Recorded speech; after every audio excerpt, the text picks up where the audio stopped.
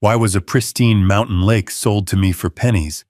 And what was the HOA hiding for 40 years? I only meant to put up a simple sign on the lake I'd just bought. Then the HOA called the police and claimed I'd stolen my own property. They had no idea I'd found a federal marker they'd buried for 70 years, or that a former treasurer was ready to expose everything. This was the moment the truth rose to the surface. By the time the first sheriff's cruiser rolled around the curve, the lake was already on fire with sunset. Crystal Mill Lake always did that in the evenings. The water turned this impossible sheet of molten turquoise, catching the last light between pine trunks and snow-capped ridges. The old wooden watermill on the right side of the cove creaked softly as the wheel turned, throwing silver spray into the air. A narrow stone bridge arched out from the shore just past the mill, its worn blocks damp and cool under the mountain breeze. That was where Remy Cole stood, sleeves rolled up, fingers smudged with dust and metal. One knee rested on the cold rock as he leaned into his drill, the bit whining against the fresh post he'd set that afternoon. The sign gleamed in the fading light, crisp white letters on powder-coated metal. Private Marina Access County Deed on file. He drove the last screw in, the drill biting home with a satisfying thrum. The vibration traveled up his forearm, into the old scars that still ached when the weather changed. He exhaled slowly, the way he had hundreds of times while double-checking a gate valve on a dam spillway. Measure twice. Bolt once. Make it so clear no one could pretend they didn't understand. He straightened, stretching his back. His old pickup sat parked on the gravel turnout at the end of the bridge, dust still clinging to its sides from the climb up the mountain road. Behind it, the narrow lane wound down toward the main subdivision, High Ridge Marina Estates, its perfect cabins lined up along the opposite shore like they'd been dropped from a catalog. The wind shifted, bringing the sound of laughter and clinking glasses from a deck somewhere on the far hillside. A couple of colorful kayaks drifted near the marina dock, tied off to posts that technically weren't theirs. Not anymore, Remy thought. He wiped his hand on his jeans and reached for the brown folder tucked under his arm. It was thick, edges worn from being handled too often in the last few days. Deeds, surveys, water rights, letters from the county. The kind of paper armor he trusted a lot more than anyone's opinion. He had just turned toward his truck when the tires on gravel broke the quiet. A white Lexus SUV swung into the turnout too fast, front tires spraying a fan of dust. The engine cut off in a sharp, annoyed click, and the door flew open before the sound had even died. He recognized her before she set both feet on the ground. Bethany Reed, always dressed like she was attending a board meeting inside a magazine cover. Tonight, it was a bright pink suit that didn't belong anywhere near a mountain lake. Sharp blazer, pencil skirt, heels that sank instantly into the gravel. A stack of glossy folders was wedged under one arm, her HOA badge clipped to her lapel like a medal. "You have got to be kidding me!" she shouted, voice slicing across the water. The kayakers turned. Ducks scattered near the reeds. Remy could feel more than see. Curtains shift in the cabins along the shoreline as people peeked out. Bethany jabbed a manicured finger toward the sign. The late light turned her face the color of her suit. "You take that down right now," she snapped. "You can't just steal our lake access and slap up some bogus sign. This marina belongs to High Ridge residents." Behind her, doors opened all along the road. A couple in hiking pants emerged from a Subaru. A teenager in a basketball jersey hopped off a bike, letting it fall to the dirt.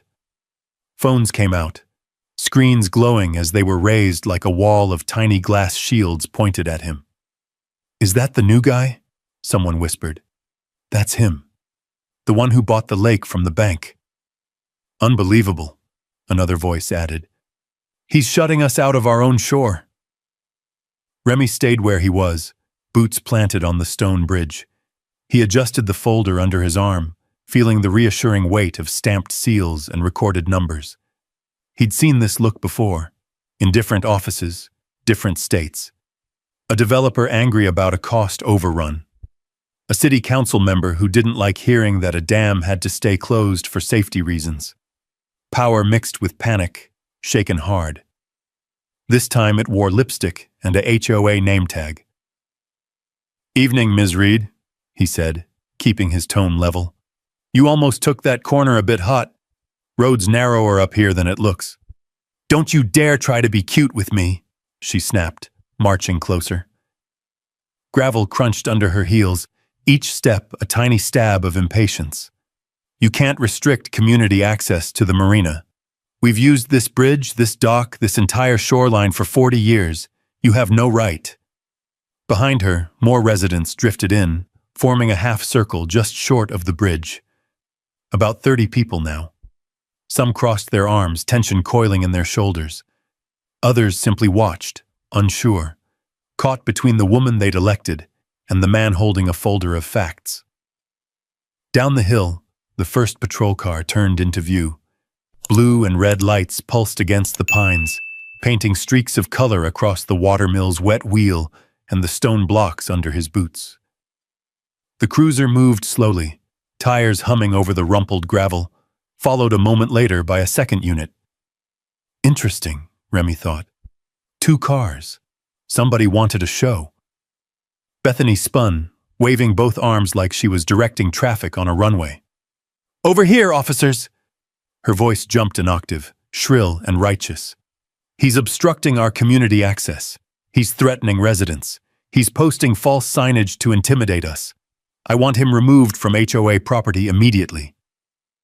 The word property scraped across his nerves. Remy lifted his eyes to the approaching units, then back to the people on the road. Half the phones were now pointed at the sheriff's vehicles instead of him, the crowd quietly buzzing. The smell of dust and cooling engines mingled with the faint, clean scent of lake water. The first cruiser rolled to a stop just off the road, crunching to rest behind Bethany's Lexus. The engine ticked as it cooled. A tall deputy with close-cropped hair stepped out, hat under one arm, flashlight still holstered. His name tag caught the light. Fletcher. The second car pulled in behind the first. A shorter deputy climbed out, older, with gray at his temples and lines at the corners of his eyes, moving with the careful calm of someone who'd seen enough to know things could go sideways fast if you let them. They took in the scene, bridge, sign, crowd, before the older one spoke. "Evening," he said, voice steady as the water behind him. "I'm Sergeant Dale Merrick. This is Deputy Fletcher. Somebody want to tell me what's going on before the sun disappears completely?" Bethany didn't wait to be invited. "Sergeant, thank you for coming so quickly," she gushed, stepping forward, hand pressed dramatically to her chest. "I'm Bethany Reed, president of the High Ridge Marina Estates Homeowners Association. This man," she swung around, pointing at Remy like he was a stain on a white carpet, "has put up an illegal sign, blocked our dock access, and is trying to claim our community marina as his own private property. He's agitating residents and trespassing on HOA-controlled land." Merrick's gaze shifted to Remy. Fletcher's did too. The younger deputy's eyes lingered on the sign, then the bridge, then the watermill. Remy felt the weight of 30 silent witnesses behind Bethany, their expectations pressing forward. He also felt the solid weight of the folder under his arm, edges digging into his ribs through the fabric of his flannel shirt. Calm, he reminded himself. This isn't a dam about to burst. It's just people who forgot what paper means. "Sergeant," he said, dipping his head in a polite nod. "Name's Remy Cole. I'm the legal owner of this lake, the watermill house, and this access road, including the bridge you're standing on and the marina down there." He jerked his chin toward the dock, where a pontoon boat bumped lazily against pilings. "I've got the deed, the county records, and the water rights right here." He patted the folder gently. A ripple moved through the crowd. Someone scoffed. Someone else muttered, "Legal owner? Yeah, right." Bethany laughed, sharp and humorless. He bought something on paper from a bank that never even came up here, she said. This lake has always functioned as common property. Our bylaws recognize it as community space. We have history, tradition.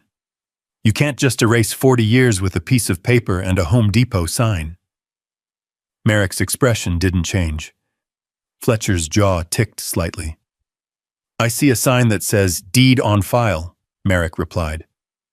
Mr. Cole, you say you've got documentation? Yes, sir, Remy said. County record number, surveys, federal, project notes, the whole story. I was planning on having a quiet evening, but I'm happy to share it. He slid the folder from under his arm, careful and deliberate, like he'd once handled blueprints that could flood a valley if misread. There was something grounding about the rustle of paper, the feel of embossed seals under his thumb. In a world of feelings and familiar routines, ink still mattered. Sergeant, Bethany cut in, voice tightening. With all respect, our community has used this marina since before this man ever drove his rusty truck up the mountain. Our residents park their boats here. Our kids swim off that dock. We collect fees for its maintenance. This is harassment. A murmur of agreement rose behind her. Someone called out, "Yeah, tell him, Bethany." Another added, "We're not losing our lake to some outsider with a lawyer." Remy let the words wash over him without answering. He watched Merrick instead, the way the sergeant's eyes narrowed almost imperceptibly at the mention of collecting fees. Fletcher's gaze had drifted again to the stone by the watermill, where moss had been scraped back in a rough, fresh patch. The evening light continued to drop, shadows stretching long across the bridge. The air cooled, carrying the crisp scent of pine sap and damp stone. A slight breeze stirred Bethany's hair and fluttered the edges of the HOA flyers spilling from her folders. Merrick stepped forward onto the first stone of the bridge, boots scraping. He nodded at the folder in Remy's hands. "Mr. Cole," he said, "here's how we're going to do this. You're saying you've got legal title. Ms. Reed says you're on HOA property. Before anything else happens, I need to see what you've got, and I might need to verify it with the county. You okay with that?" "Absolutely," Remy said. Bethany took a step closer, almost between them. "Sergeant, this is unnecessary," she insisted. "We've already consulted our attorney. Our bylaws—" Merrick held up one hand, not rudely, but firmly. "Ma'am, I hear you, and we'll get to your side. But if this gentleman has a recorded deed, we're going to check it. That's how this works." The pink in Bethany's cheeks darkened. For a second, anger flickered into something else. Fear, maybe, or the realization that this wasn't going to be the quick public shaming she'd planned. Remy opened the folder and slid out the top document, the paper catching a beam of fading sunlight. The embossed county seal glinted faintly. He held it out without ceremony. Merrick took it carefully, like a man who knew the difference between a story and proof. Fletcher stepped closer to look over his shoulder. The crowd quieted, the subtle sounds of shifting feet and rustling jackets swamped by the hush of the lake lapping against stone. The only loud thing left was Bethany's breathing. Remy watched the sergeant's eyes move across the page. Legal. Description. Parcel number. Recorded date. Crystal Mill Lake and associated structures. Fletcher's brow furrowed when he reached the section about water rights. Merrick glanced up after a moment, his gaze a little more focused now. "This says you closed 2 weeks ago," he said. "You've already verified this with the recorder's office?" "Yes, sir," Remy replied. "I pulled the chain all the way back. Bank foreclosure, previous owner, federal transfer. There's more behind that first page." He tapped the folder. For a heartbeat, the mountains felt closer, the sky lower. The sound of a boat rope squeaking against wood seemed louder than it should be. Bethany's voice cut into that fragile quiet. "Whatever that paper says," she snapped, "it doesn't erase 40 years of community use. We have prescriptive rights. We have history."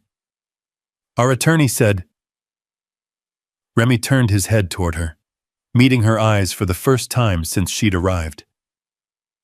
"Ms. Reed," he said calmly, "history doesn't beat a recorded title. And if your attorney told you different, you might want to ask how often he actually wins." A few people in the crowd sucked in breaths. Someone muttered, "Dang," under their breath. Bethany's lips tightened into a white line. Another flush climbed her neck. Merrick looked between them, then at Fletcher. The younger deputy cleared his throat. "Sergeant," Fletcher said quietly, "I'm going to call this in to the county, just to confirm it's clean. Shouldn't take long." Merrick nodded. "Do it." Fletcher stepped away, pulling his phone out, turning toward the view of the dam farther down the valley so the bars on his signal could fight with the mountains. The crowd repositioned, following him with their eyes like he was carrying the outcome in his pocket.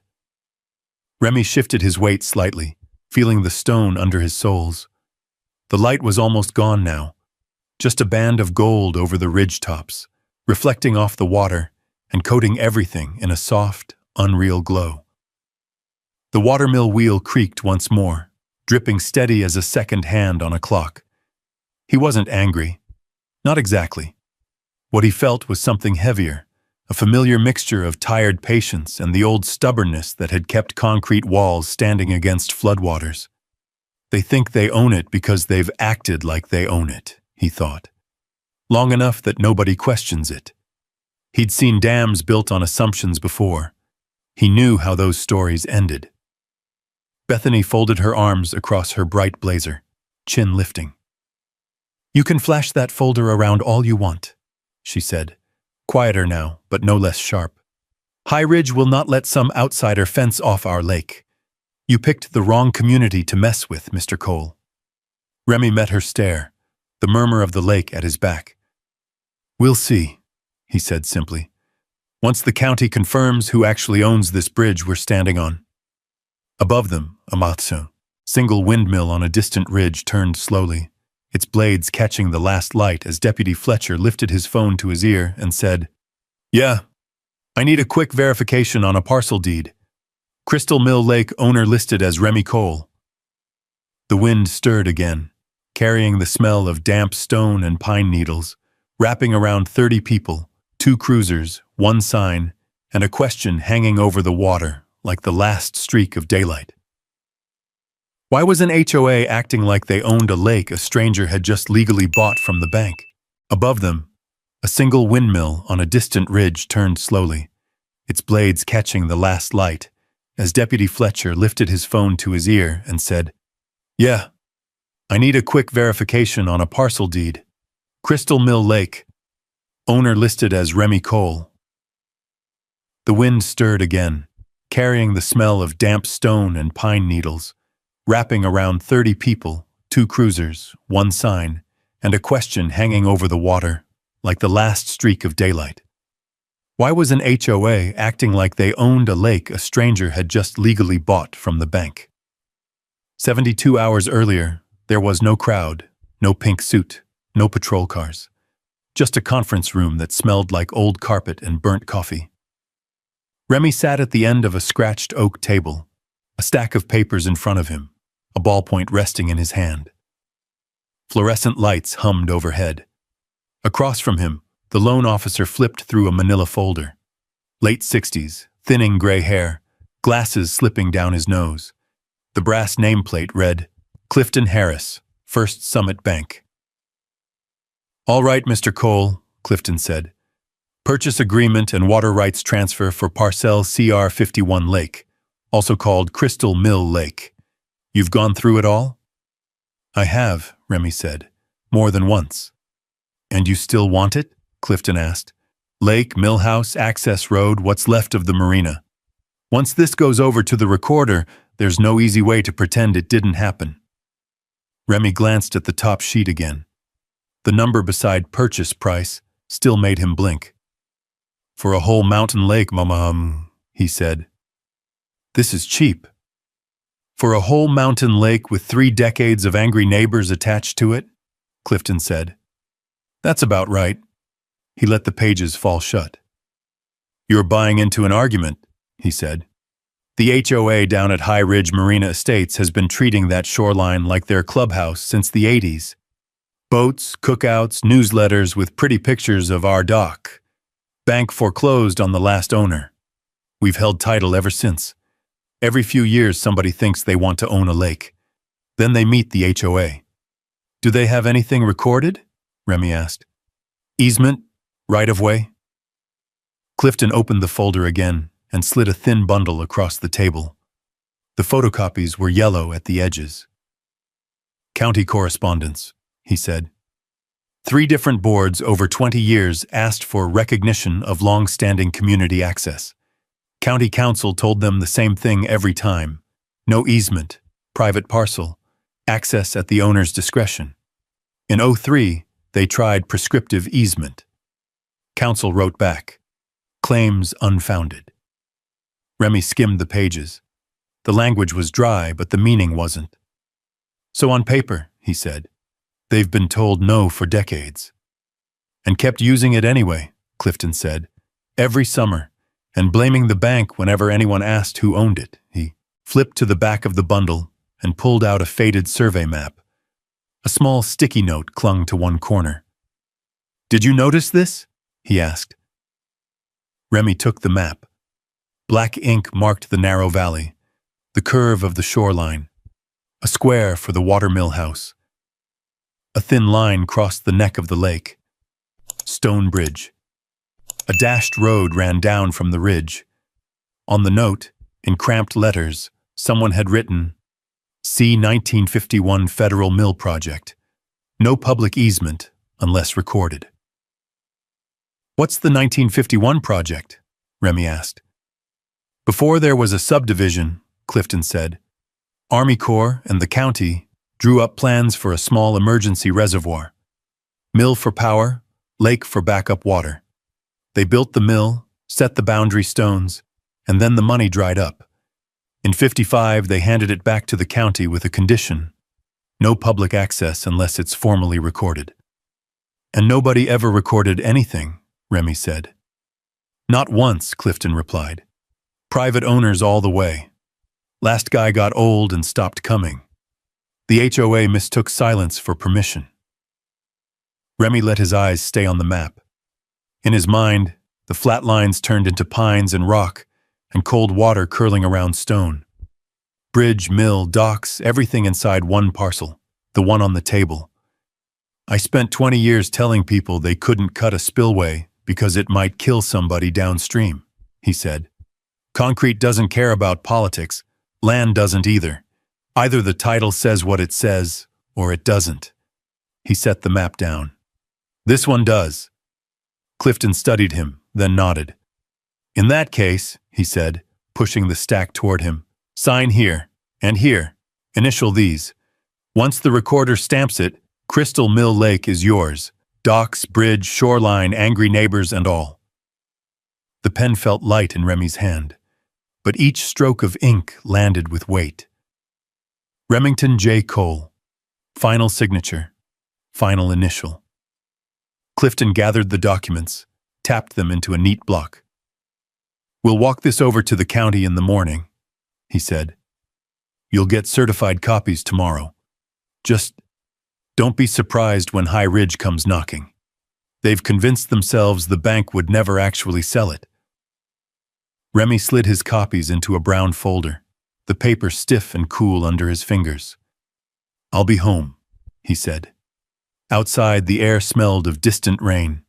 He drove out of town, past the feed store and the fire station, then up the 2-lane that climbed between pines. With each turn, roofs dropped away and the mountains rose higher.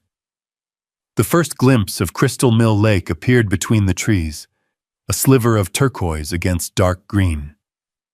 As he wound higher, the view opened.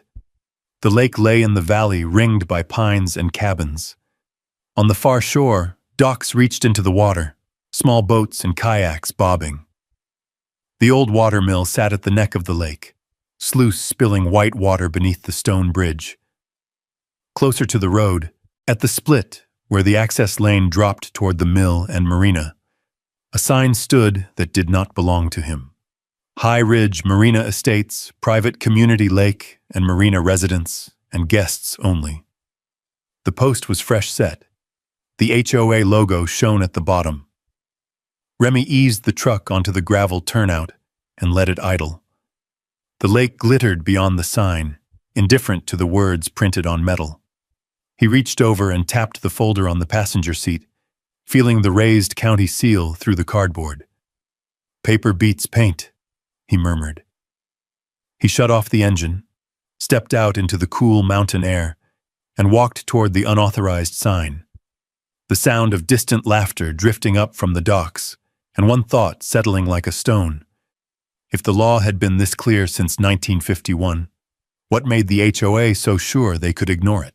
Remy eased the truck onto the gravel turnout and let it idle. The lake glittered beyond the sign, indifferent to the words printed on metal. He reached over and tapped the folder on the passenger seat, feeling the raised county seal through the cardboard. "Paper beats paint," he murmured. He shut off the engine, stepped out into the cool mountain air, and walked toward the unauthorized sign. The sound of distant laughter drifting up from the docks, and one thought settling like a stone. If the law had been this clear since 1951, what made the HOA so sure they could ignore it? He paused a few feet from the sign, studying it the way an engineer studies a warped pressure gauge, calm on the outside, calculating on the inside. The sign's face gleamed with fresh enamel, corners sharp, not a hint of rust. Someone had planted it less than a week ago. The footing was still loose. The soil around the post gave slightly when Remy nudged it with his boot. Below the large block letters declaring Private Community Lake, a series of smaller ones read, "Maintained by High Ridge HOA trespassers subject to fines." It was the word trespassers that made his jaw tighten. Whoever printed that sign was confident enough to warn the actual landowner off his own property. A gust of wind swept across the gravel, carrying the scent of wet stone and gasoline from boats drifting near the dock. He lifted his chin and took in the view below. Kayaks in bright reds and yellows bobbed at the marina's edge. A couple tied their pontoon boat to the outer slip, laughing as they clattered a cooler onto the dock. Kids chased each other along the planks. On several cabin decks across the water, people leaned on railings to enjoy the last of the afternoon sun. Not one of them looked toward the access road. Not one seemed to imagine that the land under their feet might not belong to the HOA that governed their lawns and trash cans. A small group of residents stood gathered near the marina shed. 3 women, a man in a fishing vest, a teen wearing earbuds. One of them pointed toward Remy's direction. Heads turned, so they already knew someone had touched their sign. Remy rolled his shoulders once and headed back toward his truck. This wasn't the place to make a scene. The deed didn't need defending with words. It already defended itself. He drove down the mountain and parked outside the county administration building. The sun had dipped behind the ridge, leaving the street bathed in cool blue shadows. The recorder's office was quiet, just a lone clerk shutting down her computer for the day. Remy lifted the brown folder. "I need to confirm recorded status," he said. The woman took the document as if she had done this 1,000 times, and maybe she had. Her fingers danced across a keyboard, glasses slipping down her nose. "Crystal Mill Lake, parcel CR51 Lake. Yes, sir." She tapped the screen. "Deed recorded this morning at 9:14 a.m. Clean transfer from First Summit Bank." "Any easements?" Remy asked, though he already knew the answer. "None recorded." She clicked through another page. "Actually," she leaned closer, squinting. "There's a note from the county attorney's office from 2003. Says the HOA attempted to register a prescriptive easement. Denied. Lack of statutory requirements." Remy exhaled through his nose. "So they knew." "Seems like it," the clerk replied. She handed the papers back. "You own that lake, Mr. Cole. on paper and in fact. Outside, the evening air felt cooler, sharper. Remy tucked the folder under his arm and headed for the truck. The windows reflected the deepening sky, streaked with purple and fading gold. As he opened the door, a faint electronic chime sounded from his phone. He pulled it out. A message from an unknown number. "Are you the person putting up new signs at the Mill Lake access? You're going to start a war you can't win." No name. No number he recognized. Just a warning sent from a blocked contact. He saved the message, screenshotted it, and slipped the phone back into his pocket. When he reached his cabin that night, the lights of High Ridge Marina Estates twinkled faintly across the water. Their docks were strung with yellow bulbs that reflected off the glassy lake's surface like a necklace laid across dark velvet. Remy pulled his freshly made sign, the legitimate one, from the back of his truck. He leaned it against the porch railing. Private Marina Access. Deed on file. He traced the letters with his fingertip. A breeze rustled the pine needles overhead.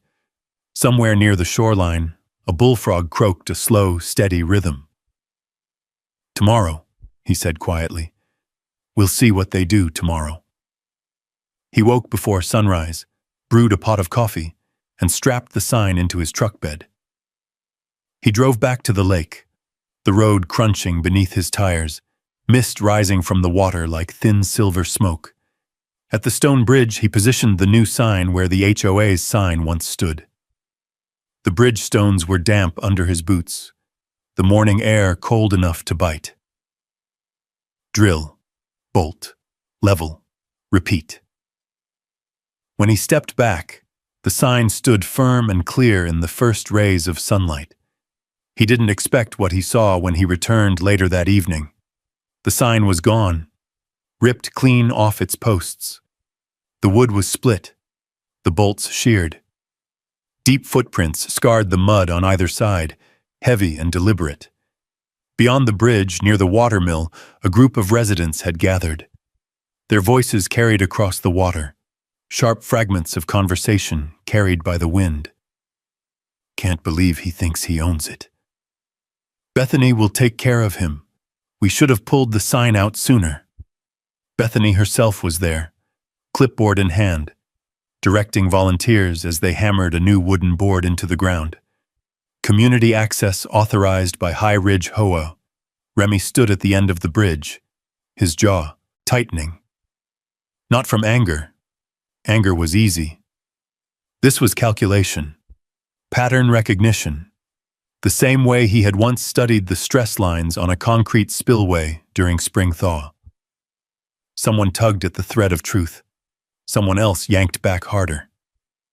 The sun dipped behind the ridge, turning the lake to burnished copper. Shadows stretched long across the water as the wind picked up, rattling the needles of the pines. Remy stepped forward, his boots steady on the stones. The HOA wasn't just ignoring the law. They were doubling down. He crossed the bridge slowly, the weight of the moment settling into the arches of the old stones beneath him. The air had shifted, thicker now, charged the way a sky feels just before lightning. Bethany's volunteers drifted away from the newly planted HOA banner, though several lingered close enough to listen.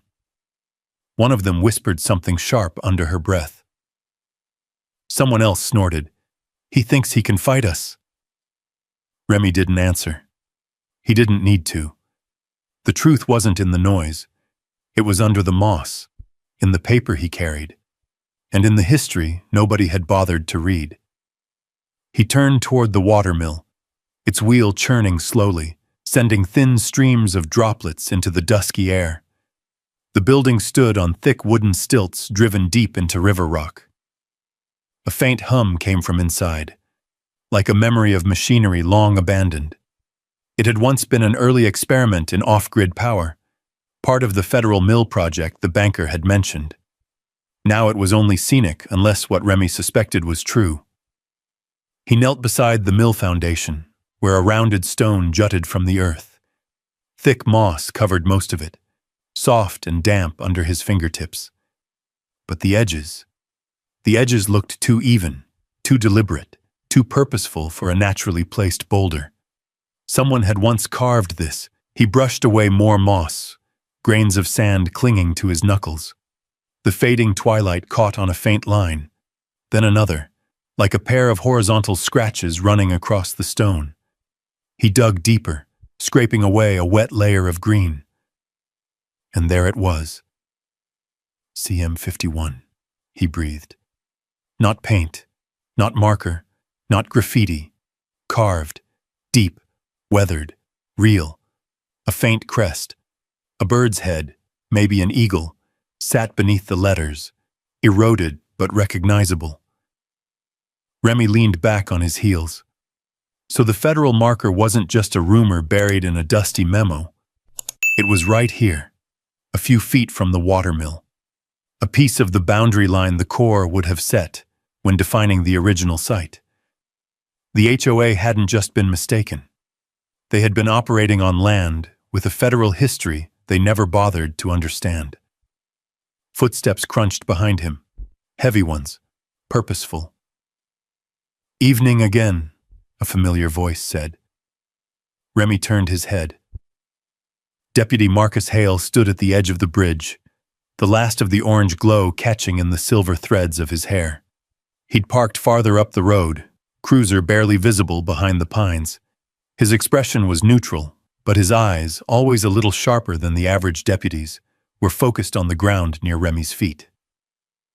"That marker," Marcus said quietly. "When did you find it?" "Just now," Remy replied. "It caught my eye.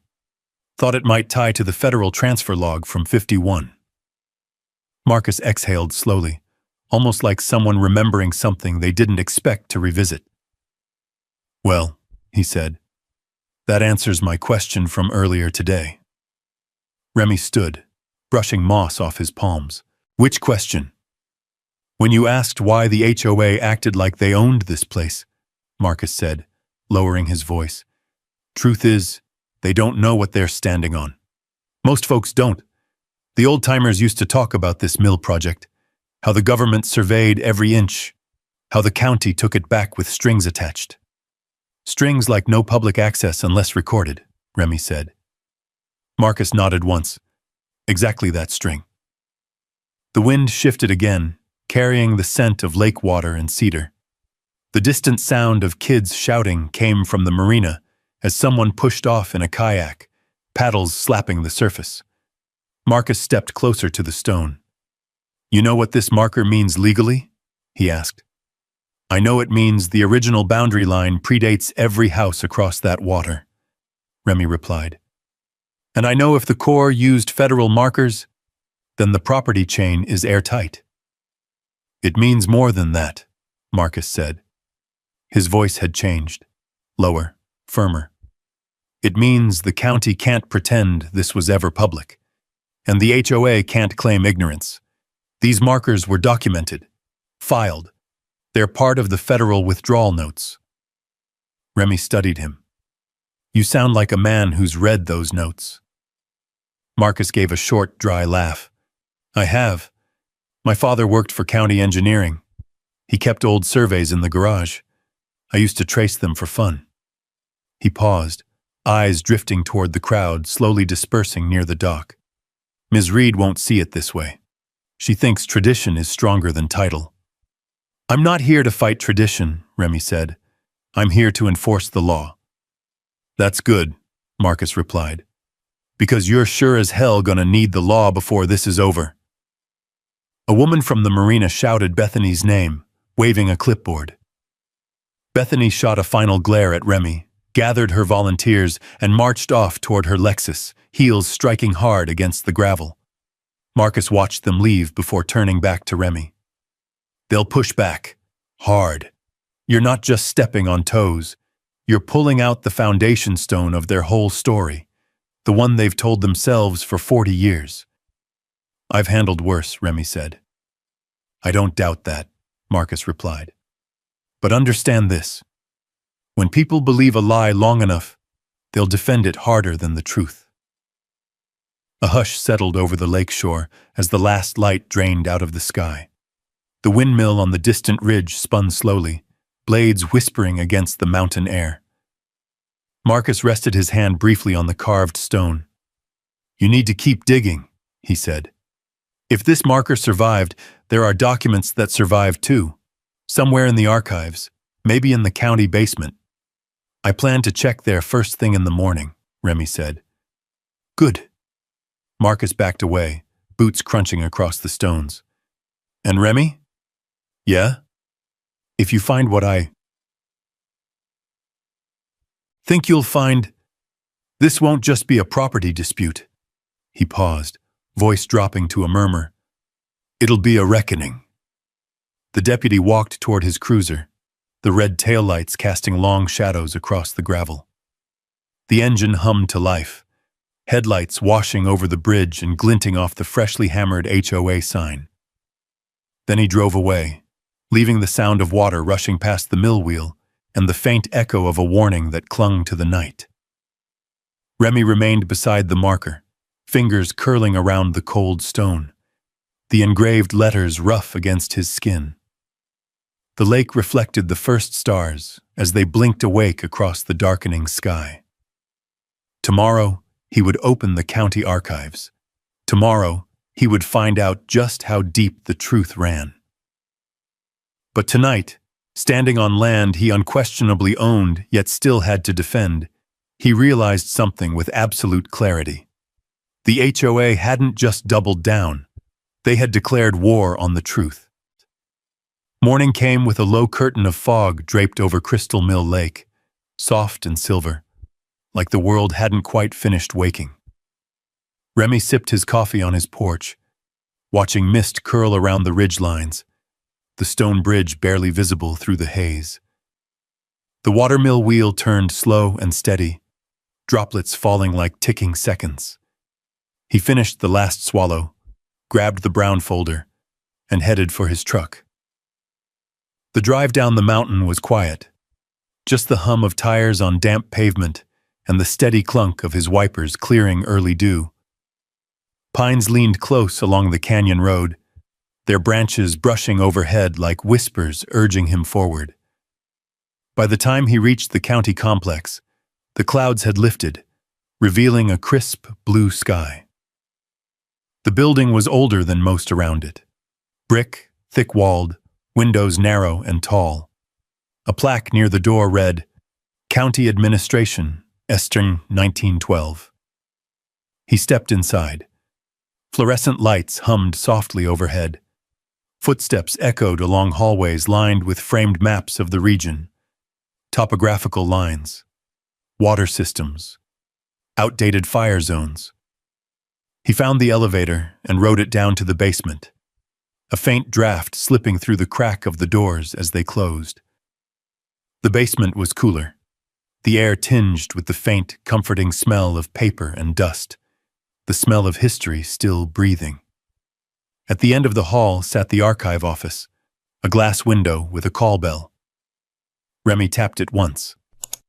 A voice floated from the back. "Be right with you."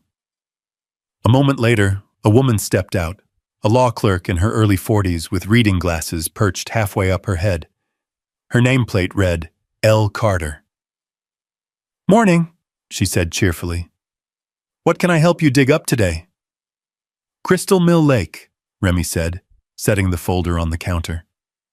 "I need full historical records, parcel history, federal projects, boundary surveys, water rights, anything referencing Mill Project 1951 or any federal transfer notes." Her eyebrows went up. "That's a big bite." "I'm hungry," Remy said. She chuckled, motioning him through the side door. "Come on in then. Let's see what we can find." The archive room was larger than he expected, rows of metal shelves stretching into cool shadows, boxes stacked neatly, each labeled with decades and department codes. A few ceiling lights flickered softly, aging bulbs fighting for relevance. Carter led him to a long oak table under the brightest lamp. "Start with this," she said, pulling 3 thick boxes from a nearby shelf with practiced motions. County water records, land transfers, and federal correspondence we keep for historical context. Should be something in here about that mill project. It predates most of our modern subdivision filings. She left him with the boxes, promising to return once she finished a call upstairs. Remy sat, the metal chair cold beneath him, and opened the first box. Inside were folders stamped in faded blue. Federal Water Reserve System, Crystal Mill Project, 1951 to 1955, declassified. He lifted the first folder and spread it open. The paper crackled, soft at the edges, but the ink was clear enough. A memo dated July 12, 1951, outlining the establishment of an emergency water reserve connecting Crystal Mill Lake to a larger network of small mountain reservoirs.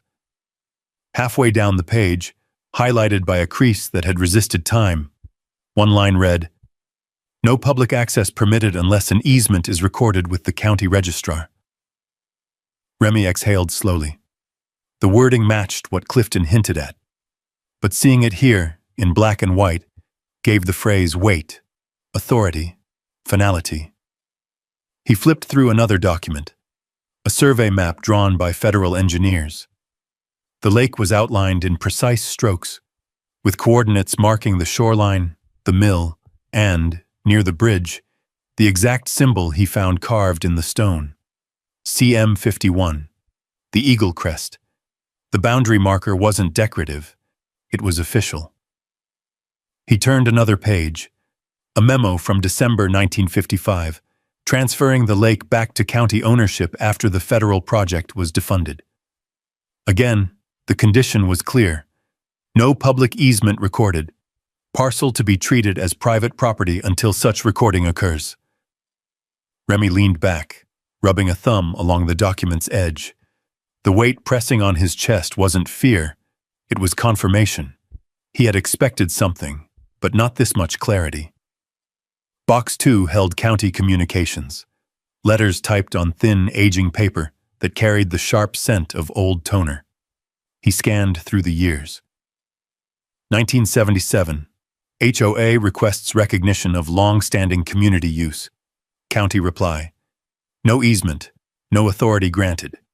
1983. HOA claims customary rights. County reply. Custom is not equivalent to legal permission. 1990. HOA cites decades of continuous recreational use. County reply. Private land, no recorded access rights exist. 2003. HOA attempts prescriptive easement. County Council reply. Claim unfounded, statutory requirements unmet. Every decade, the HOA had pushed. Every decade, the county had said no. The third box contained maps, layers of history stacked like sediment. Contour lines, inked water boundaries, adjustments logged in neat handwriting. One map caught his eye, a hand-drawn revision from a county engineer in 1953. Near the stone bridge, a note read, "Federal markers remain intact, boundary unquestionable." He closed the map gently. Carter reappeared, sliding a cup of water onto the table. "Looking like you found something important." "More than something," Remy said. "This proves ownership all the way back. And not just private ownership, federally documented boundaries. HOA never had a claim." "Some folks don't like letting go of stories they've been telling themselves for years," she said kindly. Remy nodded, his eyes returning to the papers. "This isn't a story. It's a set of facts they don't want to accept." A soft ringtone buzzed against Carter's hip. She excused herself, disappearing around the corner. Remy reached into his folder for his phone, snapping photos of the most important pages. The basement light flickered overhead, buzzing faintly as if paying attention. When he had captured what he needed, he closed each box carefully. But just as he reached the third, a sealed envelope slid slightly out of place. He pulled it free. No notary stamp. No date. Just an old typed label. To be kept with mill records. County Directive 1951 Water Project Supplemental Notes. Remy opened it slowly. A single paragraph sat centered on the page. As part of the Crystal Mill Water Reserve Initiative, markers were set. These shall constitute permanent, legal indicators of parcel boundaries. Their presence overrides any later claims based solely on tradition or unrecorded use. He let out a slow, steady breath. This wasn't only evidence. It was a final nail, one the HOA couldn't talk their way around. He slipped the copy into his folder, returning the original to the envelope. As he locked the boxes back in place, Carter reappeared with a clipboard. "You done for today?" "For today," Remy said. "But I need certified copies sent to the county attorney." She nodded. "I'll take care of it." He climbed the basement stairs, folder tucked under his arm. Outside, the sunlight felt warmer, the air clearer. As he reached his truck, he paused, taking in the view of the distant ridge. The truth wasn't just deeper than he thought. It was older, stronger, etched in stone and ink long before anyone in High Ridge Marina Estates was born. And tomorrow, when the HOA found out, everything would shift. But tomorrow arrived sooner than he expected. When Remy returned home, the mountain dusk had settled across Crystal Mill Lake like a soft blanket, though it did nothing to soften the cluster of HOA residents standing near the bridge. Their silhouettes were dark against the copper glow of the water, their voices tense and animated. He didn't approach. Not tonight. Not with the truth still gathering inside him like a steady rising tide. He parked the truck beside his cabin, grabbed the folder, and headed indoors. The wood floors creaked beneath his boots, the smell of cedar mixing with cool nighttime air drifting through an open window. He set the folder on the kitchen table, but before he could even open it, his phone buzzed. Unknown number again. This time the message was different. "If you want to know how deep this really goes, come see me. JM address attached." Remy stared at the initials. JM Jake Mercer. He knew the name. He'd seen it buried in one of the county letters, a treasurer listed on a 2001 HOA filing, the only board member from that decade who apparently resigned without explanation. The address lay 15 miles up the North Ridge, past a narrow switchback that twisted toward a collection of rustic cabins, far enough that only people who wanted to disappear chose to live there. He slipped the phone into his pocket. He didn't sleep much that night. The wind rattled faintly against the siding, and every so often, the distant creak of the watermill wheel drifted across the lake like an old machine dreaming of work. By dawn, he was back in his truck. The road up the ridge was tight, hugging the mountain like a spine, with crisp morning air whipping against the windshield. Pines narrowed overhead until the sky became a thin silver ribbon. He spotted the cabin just past a bend. Weathered wood, tin roof, chimney puffing thin stalks of smoke. A stack of chopped logs sat neatly by the porch. Remy parked and stepped out, boots crunching frost-coated dirt. The cold bit at his cheeks, sharp enough to wake every nerve. He approached the porch, but didn't need to knock. The door opened before he reached the steps. Jake Mercer stood there, shoulders slightly hunched, but eyes steady and sharp. He was in his early 60s, with sun-browned skin and hands that looked like they'd split more firewood than typed emails. His flannel shirt hung loose over jeans patched at the knee. "You got my message," Jake said. "I did," Remy replied. "Then come in before the cold steals the breath from your lungs." The cabin was warm, lit by a small wood stove in the corner. Papers lay stacked neatly on a long table. Newspaper clippings, old HOA newsletters, printed emails, minutes from meetings, all of it labeled. Organized. All of it damning. Jake motioned for Remy to sit. He didn't offer coffee, and Remy didn't ask. The air didn't need filling with anything but truth. "You bought the lake," Jake said. "Finally, someone actually bought it." Remy nodded. And now the HOA is acting like I took something from them. Jake gave a long, tired exhale. They've acted that way for 40 years. I was on the board for 7 of them. You resigned. Because I couldn't stomach what they were doing. Jake reached for a folder on the table, one thicker than the rest, bound with an aging rubber band. He slid it across the table. Remy opened it. Emails dated from 1998 to 2003. Bethany's name appeared again and again. So did phrases highlighted in yellow. We control the lake through custom residents expect us to act like owners. Nobody will challenge us if we look confident. Remy turned a page. Another email, this one from Jake himself, dated March 2001. We cannot keep collecting marina fees. County Council says we have no legal standing. This is fraud if we continue. Below it, Bethany's reply. Residents don't need to know the legal details. We maintain access and appearance. That's enough. Remy lifted his eyes. She knew. All of them knew. Jake nodded slowly. Every single board member from that era knew the truth, especially after the county attorney sent us a memo spelling everything out. But Bethany, she was different. She believed that if she said something loudly enough and long enough, it would become real. And the others? They liked the power. Jake's voice cracked slightly. Not emotion, just old disappointment resurfacing. And the praise. Thank you for protecting our lake, our marina. They were treated like royalty for something they never owned. He reached for another document.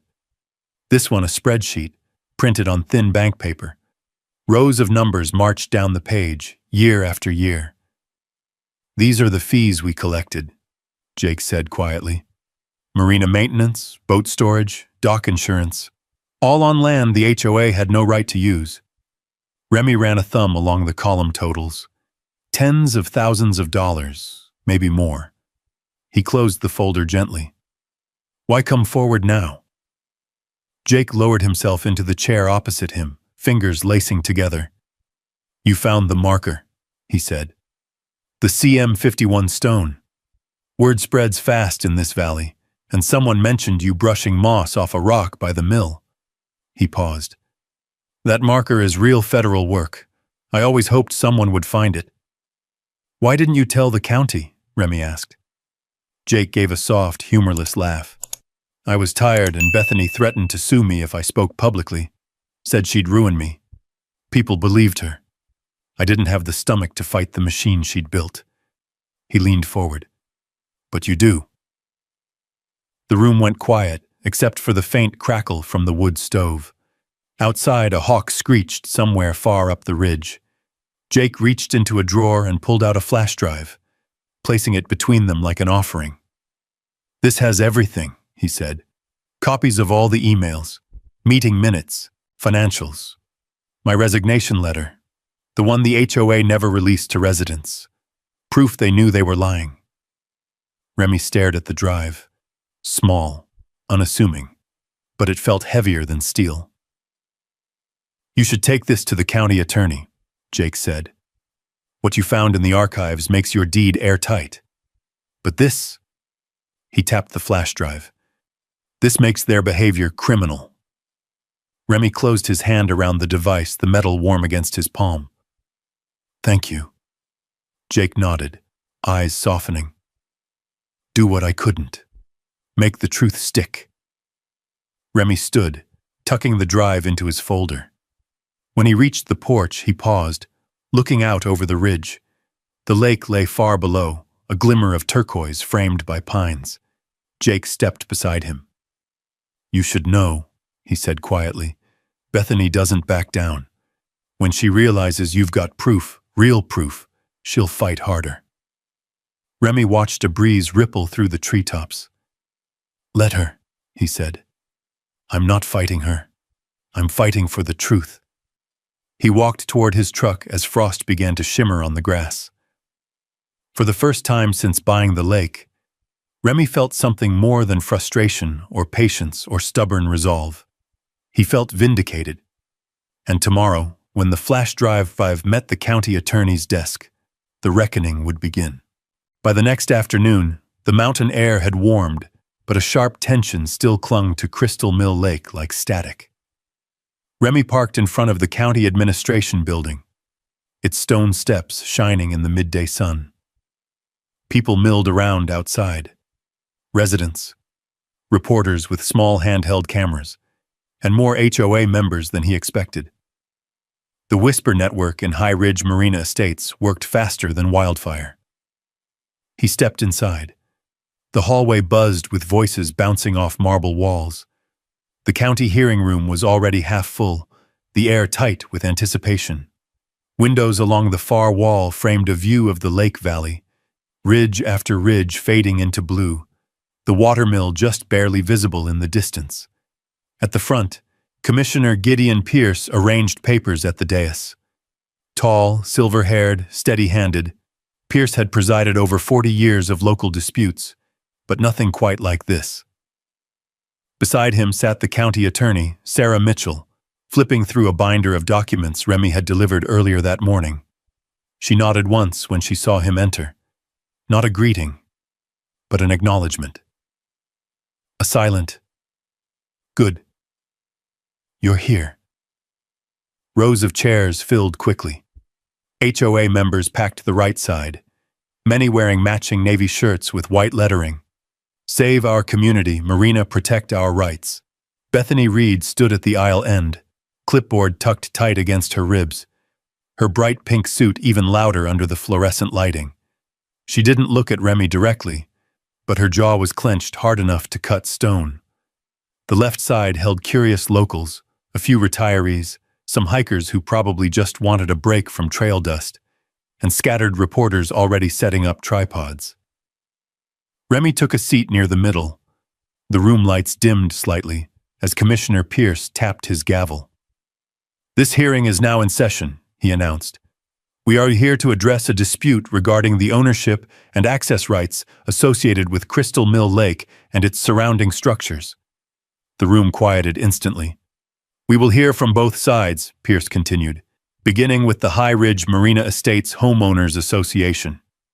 Bethany rose smoothly, as if this were a telecast she'd rehearsed.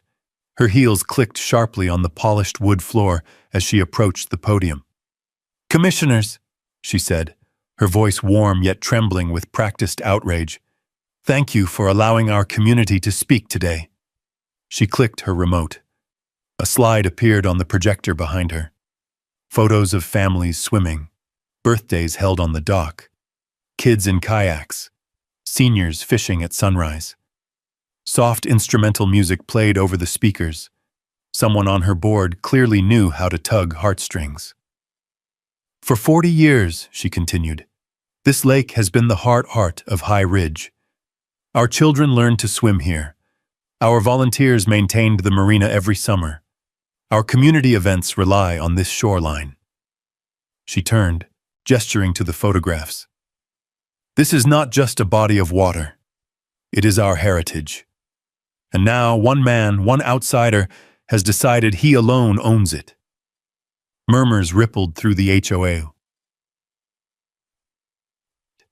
Someone whispered, "Tell them, Bethany." Bethany lifted her chin. "We claim prescriptive rights.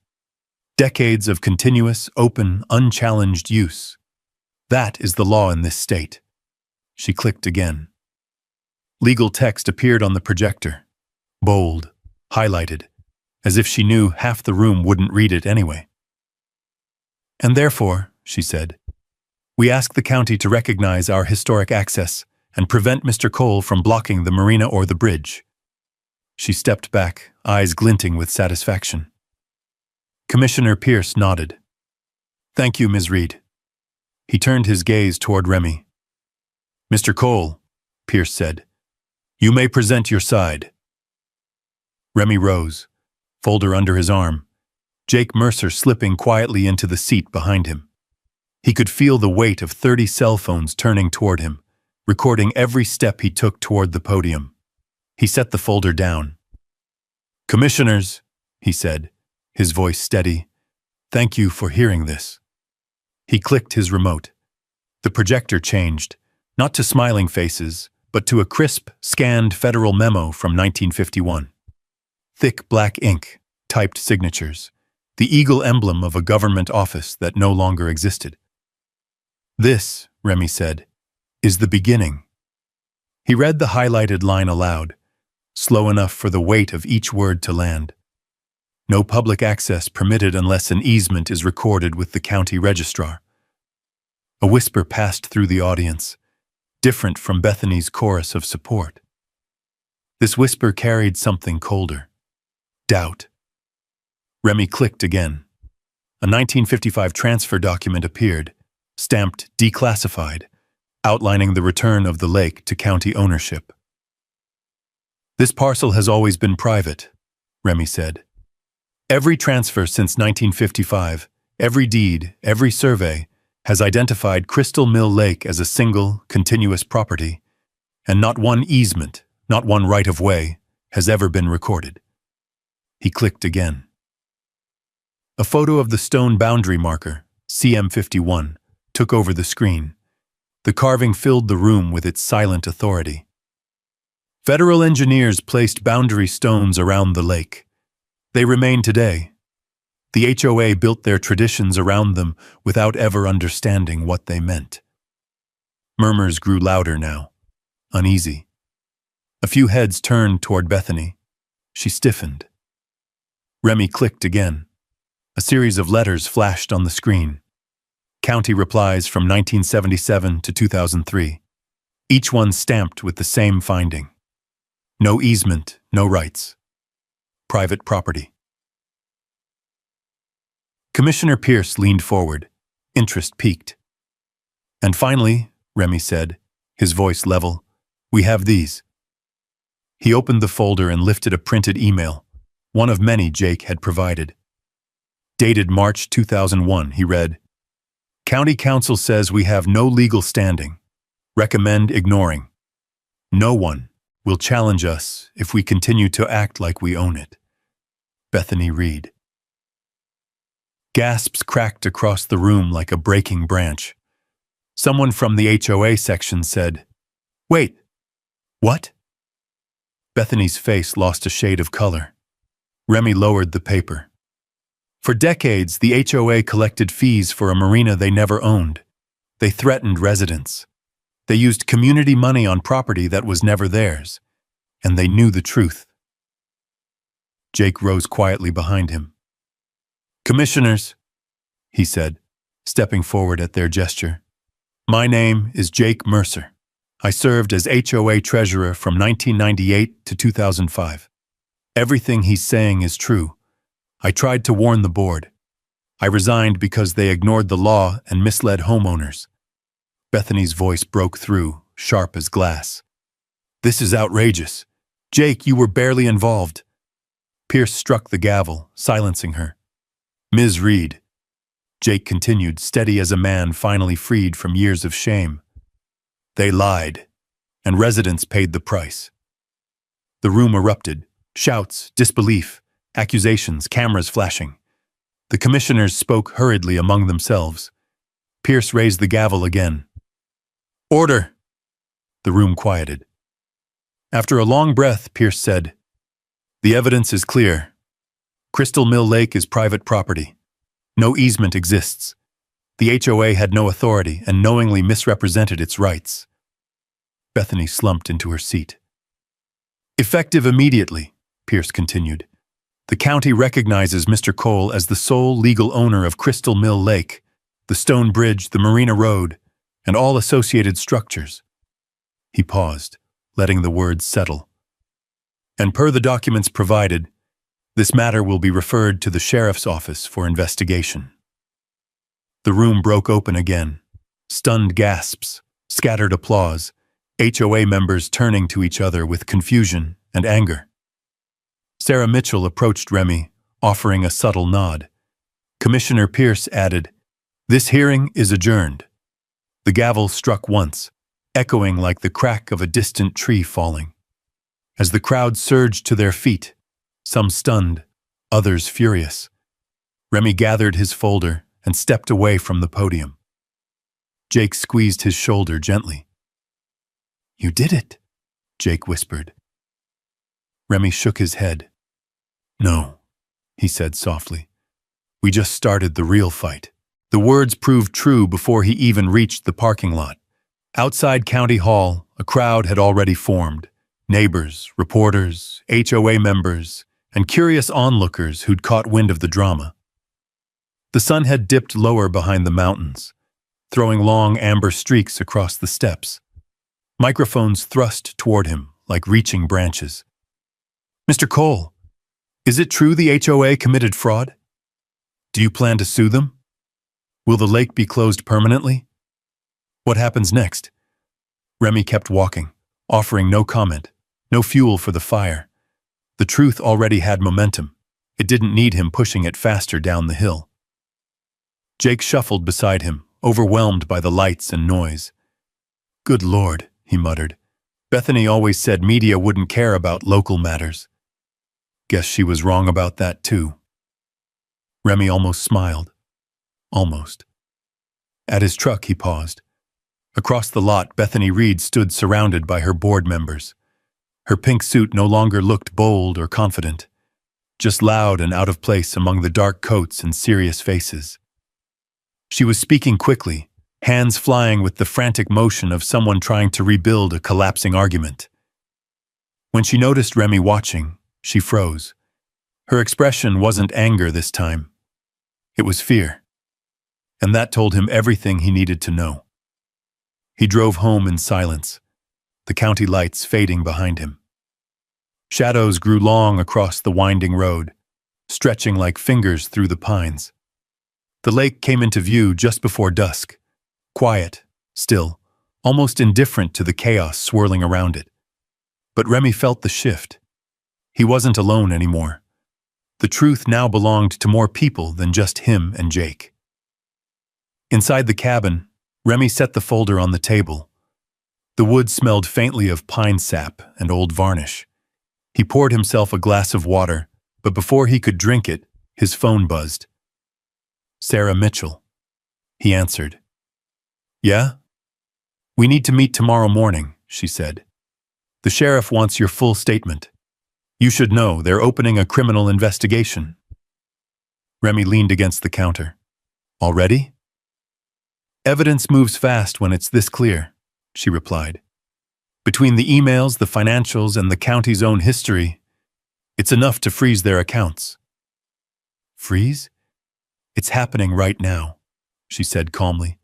"By morning, the HOA won't be able to access a dime." Remy let out a slow breath. The reckoning wasn't coming. It had arrived. When he finally slept, the wind rattled the window frames like quiet reminders. Justice might have wheels that turned slowly, but tonight, they seemed to turn a little faster. The next morning, he walked into the sheriff's department just as the sun crested the ridge, painting the parking lot gold. Sheriff Dale Merrick met him at the door, broad-shouldered, early 50s, with steady eyes that carried the weight of 1,000 local disputes. "Mr. Cole," Merrick said, shaking his hand firmly, "let's get this done."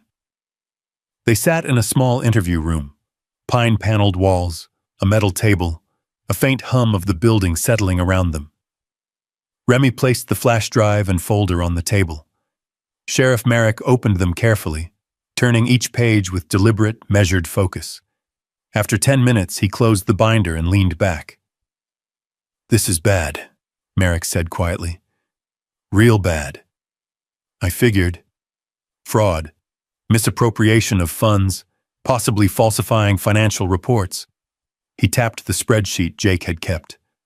"This shows years' gushers of collected marina fees. And the emails." He shook his head. They knew exactly what they were doing. "And the stone marker?" Remy asked. Merrick nodded. "The county engineer verified it yesterday. It's authentic. That marker locks the boundary. There's no argument, none." A long silence settled between them. Finally, Merrick stood.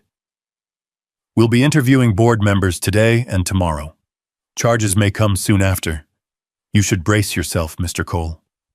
For what? For the fallout, Merrick said. Some residents will blame the HOA. Some will blame you. Truth is, you didn't cause this. He paused. But you exposed it. And that's enough to stir up a storm.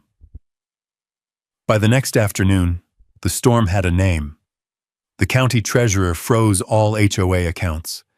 The local newspaper ran the headline, HOA fraud exposed, unauthorized fees, illegal claims. Overlake debunked social media amplified it. A Facebook group sprang up that same night. High Ridge Accountability Coalition. Within an hour, it had 200 members. By morning, 500. Posts appeared rapidly. They lied about owning the marina. I paid fees for years. For what? Bethany better answer for this. Remy wasn't the villain. They were. The wind had shifted, and suddenly, Remy wasn't the outsider anymore. But the fallout wasn't done. By the weekend, the HOA called an emergency meeting in their community hall, a wooden lodge with wide beams and a view of the lake. Over 100 residents packed inside, some standing along the walls. Voices buzzed like agitated bees. Remy did not attend. He didn't need to. Jake, however, did, and he called Remy afterward. Bethany tried to defend herself, Jake said. She said you forged the documents. Remy closed his eyes briefly. Of course she did. But then someone read your email from 2001 out loud, the one where she told the board to ignore the law. Jake let out a low breath. The room went dead silent. And then? And then Russell Blackwell, the HOA attorney, stood up and said he couldn't represent them anymore. Remy straightened. He quit? He walked out, Jake said. He said he was misled by his client. A quiet beat followed. After that, Jake continued, the board held a vote. And? Bethany was removed. 90% voted against her. Remy let the weight of that settle. Not satisfaction. Something quieter. Something like closure beginning to form around the edges. But the final blow came 2 days later. A letter appeared in Remy's mailbox. White envelope, county seal. Inside was a notice. Sheriff's Office. Criminal investigation initiated. Subject. High Ridge Marina Estates Board. Potential charges. Fraud. Misappropriation. Unauthorized collection of fees. Property damage. Bethany Reed's name was printed first. Remy folded the letter slowly, the paper crisp beneath his fingers. Justice had begun its march, and the lake, the quiet, shimmering, unmoving witness to it all, seemed to reflect a new stillness, a peace earned through conflict, not granted with ease. Yet despite everything that had happened, one question lingered like a shadow at the water's edge. Now that the HOA had fallen, what would Remy do with the power he had won? The next few days passed like slow-moving clouds across a high ridge, calm on the surface, but shifting underneath. Some residents came to the lake to apologize, quietly, awkwardly. Some stopped their cars at the stone bridge just to wave at him from a distance. Others walked the marina shoreline, their faces conflicted, unsure what to believe anymore. But Remy didn't make announcements. He didn't claim victory. He installed no new gates. He simply lived his life, cutting firewood, repairing the railing on his porch, tightening bolts on the old watermill wheel. And every afternoon, he walked down to the stone marker by the bridge, brushing pine needles off the carved letters as if tending a grave of forgotten truth. Then, one crisp morning, his phone buzzed. Commissioner Pierce, he answered. This is Remy. Mr. Cole, Pierce said. We need you at County Hall this afternoon. We've reviewed the situation with council. There's an opportunity on the table. Opportunity for what? Come at 2, Pierce replied. And bring your deed. The call ended. When Remy arrived, the parking lot was empty except for Pierce's truck and an old county sedan. The wind carried the scent of wet stone and distant snowfall. Inside, the halls were quieter than during the hearing, quiet enough that his footsteps echoed as he approached the conference room. Sarah Mitchell was already there, her binder open, tabs neatly arranged in color-coded rows. Pierce stood beside her, hands clasped behind his back. "Mr. Cole," Pierce said, offering a hand. "Thank you for coming." Sarah gestured toward a chair. "This won't take long." Remy sat. "What's going on?" Pierce cleared his throat. "We've been reviewing your case and the fallout. The HOA is effectively leaderless. Membership is fractured, and residents are confused about whether they'll ever be able to use the lake again." Remy didn't respond. He let the commissioner continue. "So we're proposing something that could stabilize the situation," Pierce said. "Something legal, transparent, permanent." Sarah slid a document across the table, thin, freshly printed, bearing the county seal. Remy read the title: Proposed County Recorded Public Access Easement Crystal Mill Lake, Secondary Roadway. Sarah leaned forward. "This would give the public access to the lake from County Road 14, not from your land. No HOA involvement, no fees, just a simple right-of-way recorded properly, the way it should have been 70 years ago." Pierce added, "The county will fund the small parking area, signage, and maintenance. In exchange, you receive a property tax credit." Remy set the paper down gently. The room was silent except for the faint hum of the overhead lights. He had expected many things from this fight: anger, pushback, frustration, and maybe eventual peace. He had not expected this. Pierce watched him carefully. This agreement would give the community access they never legally had, and take the burden of policing trespass off your shoulders. Sarah folded her hands. "It's the cleanest path forward, and it makes the truth permanent." Remy reached for the document again, reading each line slowly, deliberately. No tricks, no hidden traps, just clarity. "Why now?" he asked. "Because the lake shouldn't suffer for the HOA's mistakes," Pierce said quietly. Remy nodded once, understanding more than the commissioner realized. The lake had never asked to be part of a fight. It had simply existed, honest, constant, waiting for someone to treat it with the respect it deserved. He exhaled. "I'll agree," he said, "on one condition." Sarah looked up. "Which is?" "Record it," Remy said. "File it. Make it real. No unofficial practices, no oral understanding, no handshake agreements. It needs to be as solid as the stone marker at my bridge." Pierce smiled faintly. "We wouldn't have it any other way." Remy reached for the pen, the weight comfortable in his hand. As he signed the page, he felt something shift in the air, like the lake exhaling with him. Not victory, resolution. The signing took only minutes. The implications stretched further than any of them could fully grasp. Pierce stood. "We'll notify the public tomorrow. Prepare for questions." "I'm ready," Remy said. As he left County Hall, the late afternoon sun cast long shadows across the steps. A distant windmill turned slowly on the ridge, blades catching the light. The lake shimmered below, quiet, waiting. And for the first time since he bought the lake, Remy felt no tension in his shoulders. No weight pressing down on him, just clarity. That evening, as he walked the shoreline, the water reflected the colors of the descending sun. Gold melting into rose, rose fading into violet.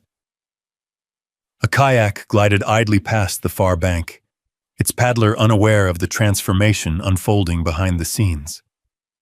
Remy paused at the stone marker. His hand rested on the carved letters, CM51, still solid. still certain. Tomorrow, the truth would become more than history. It would become law. And the lake, after 70 years of confusion, claims, and conflict, would finally belong to everyone in the way it was meant to. Not through force, not through lies, but through clarity, transparency, and one recorded easement that no one could ever twist again. The morning of the ceremony arrived with a gentle breeze drifting off Crystal Mill Lake, carrying the scent of cold water, pine sap, and something almost like renewal. Remy stood on the shoreline early, long before anyone else gathered. The sun had only begun to crest over the snowy peaks, laying soft golden light across the water. The mill wheel turned lazily, dripping sunlit beads back into the lake. He breathed deeply. The air felt lighter today. By 10 o'clock, cars lined the new county access road, a gravel path carved neatly through the pines, ending in a small parking lot that hadn't existed a month earlier. Families stepped out with folding chairs. Kids carried bright kayaks on their shoulders. Elderly couples walked slowly toward the ribboned gate, hands clasped, as if they'd waited their whole lives for something like this. And in a way, they had. Commissioner Pierce stood near the podium adjusting his notes. Sarah Mitchell arrived next, dressed in a simple charcoal blazer, her calm expression softened with a rare smile. Volunteers placed small signs near the shoreline. Public access authorized recorded county easement open 6 a.m., 8 p.m. Remy stayed back near the stone bridge as the last few attendees gathered. The ridge windmill spun gently in the distance. Boats rocked in the shallows like restless horses waiting to be let loose. Then he heard the microphone test, Pierce tapping it lightly. "Folks, we'll begin in just a moment." Remy made his way to the podium, Jake Mercer falling in step beside him. Jake looked healthier now, lighter, as if a weight had been taken off his shoulders. "You ready for this?" Jake asked. Remy smiled softly. "Yeah, I think I am." They joined the crowd. Pierce stepped up, clearing his throat. "Good afternoon, everyone. Today marks an important moment for our county, our community, and our shared history." He gestured toward the shoreline, the new path, the lake, the mill. For 70 years, Crystal Mill Lake has lived in a state of confusion.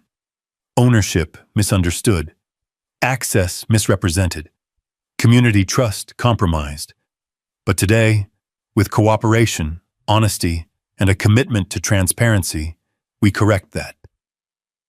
A murmur of agreement swept through the crowd. "This easement," Pierce continued, "ensures public access while respecting private property. It replaces decades of conflict with clarity, and it honors the truth that should have guided us all along." He nodded toward Remy. "And we would not be here without Mr. Remy Cole." The crowd turned. Some applauded. Others simply nodded. But not a single face carried hostility now, just recognition.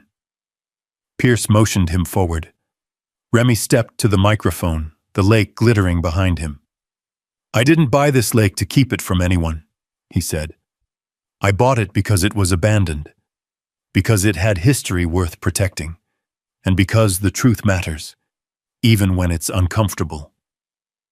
He glanced toward Jake, who lowered his eyes with quiet gratitude. "A lot of people were misled," Remy continued, "but that wasn't the community's fault. And today isn't about blame. It's about doing things the right way, the legal way, the honest way." He rested his hand on the podium. "This easement isn't charity.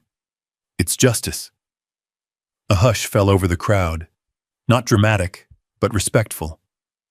Sarah Mitchell approached with the document, the embossed seal shining like glass under the sun. She held it up. "For the record," she said, "Crystal Mill Lake Public Access Easement has been recorded with the county registrar, effective immediately." The crowd erupted in gentle applause. Commissioner Pierce lifted the ceremonial scissors. Mr. Cole, he said, would you do the honors? Remy stepped forward, fingers curling around the scissors handles. The ribbon fluttered lightly in the breeze, almost weightless. For a brief moment, he thought of the weeks behind him, the shouting on the bridge, the accusations, the vandalism, the hearings, the lies brought into the light. Then he cut the ribbon. The ends drifted apart, and the crowd stepped through as if crossing into a new chapter. Families moved down to the water. Kids splashed along the shoreline. A kayaker launched from the new gravel ramp. A fisherman cast his line near the mill where early trout often circled, and above them all, the mountains reflected cleanly in the turquoise water. Sarah joined him at the bridge. You did a good thing today. Feels strange, Remy said, like the lake is finally breathing again. She nodded. The law works best when people respect it. You did. He didn't respond, just watched the water shimmer as sunlight danced across the surface. A moment later, Jake approached, hands in his pockets. I never thought I'd see this, he said softly. You helped make it happen, Remy replied. Jake shook his head. I just told the truth. You carried it the rest of the way. They stood together, listening to the sounds of families enjoying the lake. No shouting, no threats, no HOA clipboards. Just life, just peace. An older woman walked up the path and paused at the stone marker. She brushed a leaf from the carved numbers and smiled. I always wondered what that meant, she said. Remy answered gently. It meant someone had a plan for this lake long before any of us. Now we finally honored it. She nodded and continued toward the water. As the afternoon stretched into evening, the crowd slowly thinned. The breeze cooled, and Remy remained on the bridge, watching the lake settle into its familiar, quiet rhythm.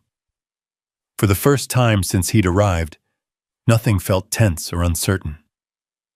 The fight was over, not with a dramatic final blow, but with a ribbon cut, a document filed, and a lake freed from decades of confusion. Justice didn't roar. It whispered. And as Remy finally turned toward home, the last lines of the day, glinting across the water, he understood something deeply. Justice isn't loud. It's the quiet that remains when the truth finally surfaces. If you've ever had to stand your ground the way Remy did, drop a simple yes in the comments, or just type justice if you believe the truth always finds its way to the surface. Stories like this remind us that owning land isn't just about dirt and water, it's about dignity. And if you'd like more real, cinematic HOA and ranch justice tales, I'd be honored to have you subscribe and stay with us for the next fight for what's right.